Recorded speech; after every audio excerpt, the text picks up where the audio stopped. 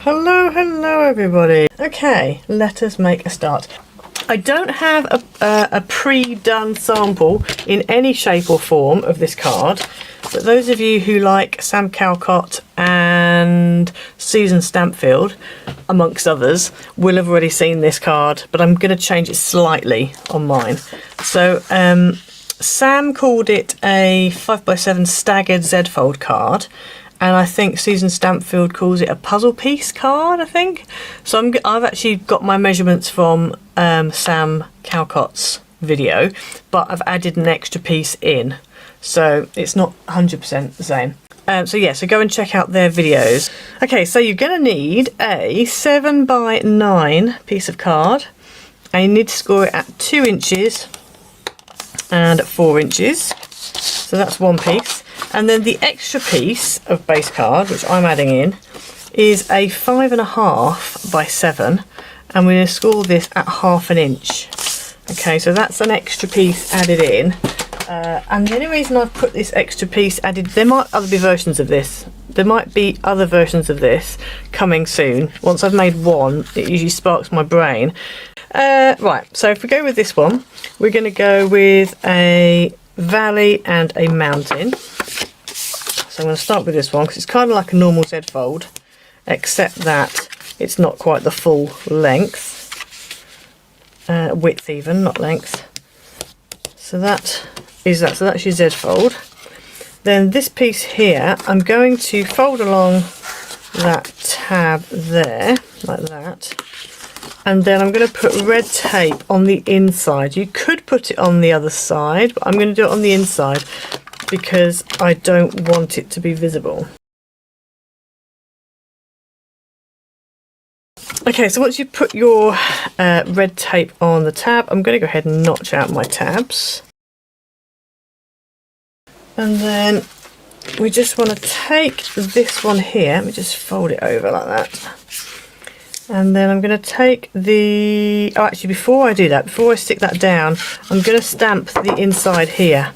So obviously with Sam Callcott's one, and also with, I think with Susan Campfield as well, they put their pattern piece here. So we're not doing that just yet. Yeah, Cindy, your brain's not ready for that. No, mine really isn't. And my brain's really not. Right, so I'm going to stamp this, and I'm going to do it this way round because of the way my card is folded.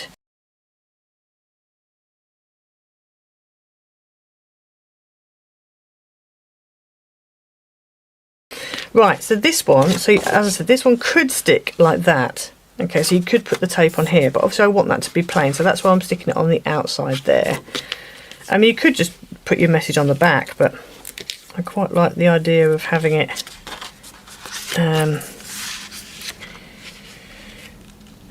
whatever I was saying, I don't know, so I can't even talk. I mean, you know what, let's do it this way round, because it's going to need, if we place this one over the top like that, and then shimmy this right up against that edge, like that, and then put this tab over, and just make sure that stays in place and stick it down, because you do want it, that's the way it's going to be, so you do really need to make sure that it folds that way and it's quite tight to that edge. Let's burnish again. So there we go, so you've got a bit of a lip there, it's not completely, because obviously you've got that, it's not completely, but that's fine because then at least it'll open fine, and then you've got space to write. So then on here, this is where we're going to stick our pattern piece. So on here we need a piece that is 4 3/4 by 6 3/4.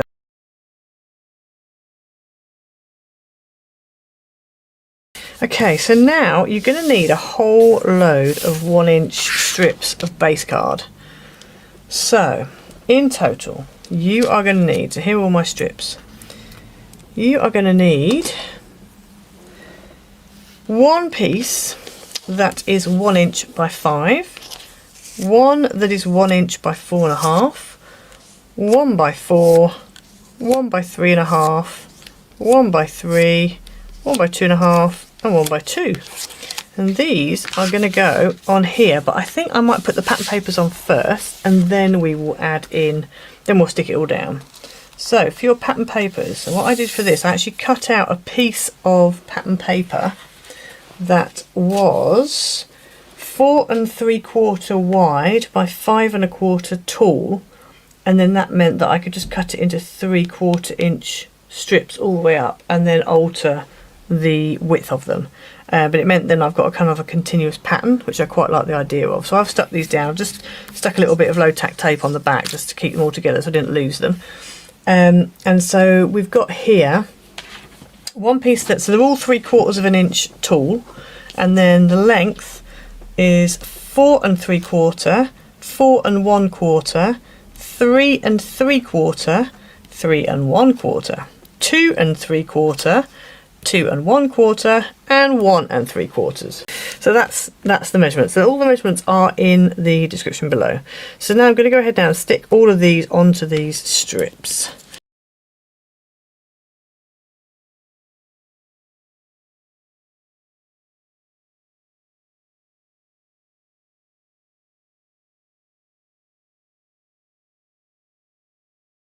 Right, so then we're going to go ahead and stick these on. So I'm going to start at the top, I think. Oh no, let's start at the bottom actually. I'm going to start at the bottom. Now I'm hoping that these are going to be okay, like there's not going to be, they're not going to be too big or anything like that. So I'm just going to go ahead and stick these down, and I think what I'm going to do, because I'm using glue, is I think I'm going to just put a little bit on, like this, and go maybe just the one above as well. Just do a little bit at a time and work our way up. So this needs to go on here, and it needs to line up along the bottom and also on that left edge, like that. Oh, let's get it straight there. And then we're going to go for the next one. And I'm going to butt it up against the one I've just done and stick it down. To watch out for glue seepage. So that's like that. Wow. I'm going to try and do the bit I'm working on, otherwise you end up with glue drying and then it goes hard and then it's not good. So let's just make sure we're all lined up next to each other. I've been wanting to make this card for a while, but I keep avoiding it because the idea of cutting out all those strips didn't appeal. But here we are, and it's not that bad. It's a good way of using up your little scrappy strippy things that you have left over, because we all have those little offcuts, those little base card offcuts that I mean mine sit in a folder and I do use them, but only occasionally. But for things like this it'd be perfect.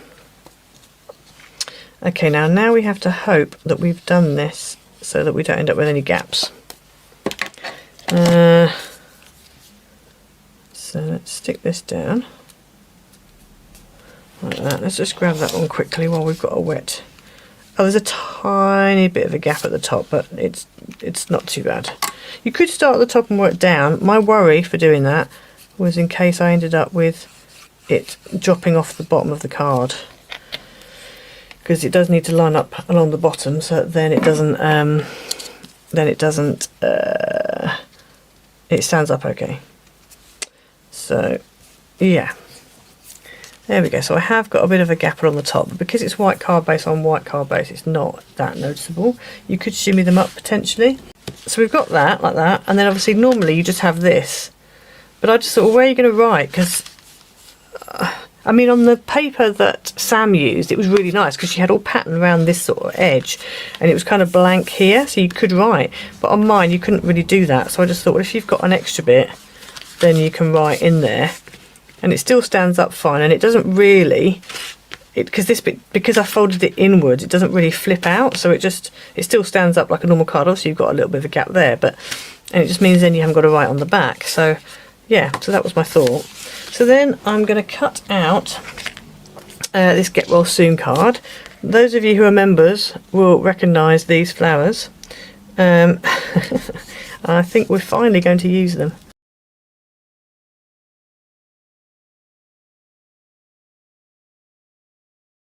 So I think that's going to go here, and then I was thinking about having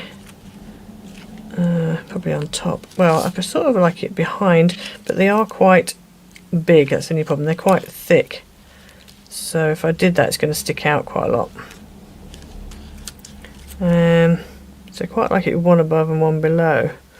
Right, so let's go ahead and add some silicone gel on here, and I'm not making it very high, just a little bit, and also need to be aware of it squeezing through the gaps as well. We don't want it squeezing through the gaps. Put that one there like, yeah, like that. And then let's go ahead and stick this one down. There we go. There we go. So there's your finished card. So yeah. And as I said, stay tuned because I may well do another version of this, but yeah, something different. Keeping the little strips idea. Keeping these pieces, the puzzle pieces idea. I did like the one that Sam did. She did it, I think it was a 5x7 landscape, I think. And it was like the interlocked, so it was like a double Z fold. That was really nice. But I thought, let's start from the beginning and we can work our way up. Yeah, but that was a nice one. So yeah, there you go. Obviously you do have that, at the moment you've got that tab at the back. If you wanted to and it really bothered you, you could cover it up with a panel. I'm not that bothered because obviously it is on the back of the card, so yeah. But yeah, there we go. And I also decided that you want something quite plain on here. Just have a look at your papers and see what you've got. You could also alternate your strips. That was another thing I thought about doing. So I think I've seen Susan Stampfield do that. I think with hers, she's kind of alternated them. And that looks nice. In fact, I think one of them she hadn't done pattern papers, so they were literally all just like base card pieces, but different coloured or different patterned base card pieces, and they didn't have, you know, a pattern piece on top. So that's another way of making it a little bit simpler.